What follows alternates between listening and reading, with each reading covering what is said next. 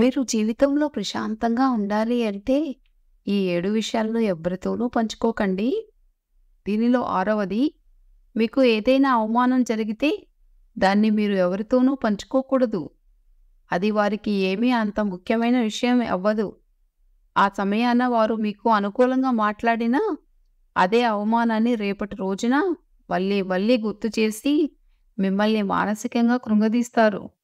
గుర్తుంచుకోండి.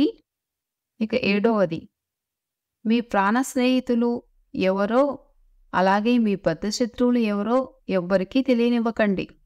ఎవరైతే మీకు అపాయం కలిగించాలి అని అనుకుంటారో, వారు మీరు చెప్పిన రహస్యాలను ఉపయోగించుకొని మిమ్మల్ని ఇబ్బంది పెట్టే అవకాశం ఉంటుంది కనుక. మీ శత్రువులు ఎవరైతే ఉన్నారో, వారు మీ ప్రాణమిత్రులతో చేతులు కలిపి మీకు సంబంధించిన విషయాలను రాబట్టుకునే అవకాశం ఉంటుంది. గుర్తుంచుకోండి, మన రహస్యాలను ఇతరులకు చెప్పటం, మన బాధలను ఇతరులతో పంచుకోవటం అంటే, మన భారాన్ని దింపేసుకోవటం ఎప్పటికీ అవ్వదు.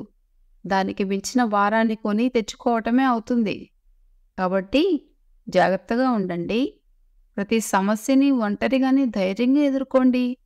అప్పుడే మీ మనసు ప్రశాంతంగా ఉంటుంది. ధైర్యంగా ఉండండి. ఈ వీడియో కనుక మీకు నచ్చినట్లయితే వీడియోని లైక్ చేసి నా ఛానల్ని సబ్స్క్రైబ్ చేసుకోండి. Thank you for watching.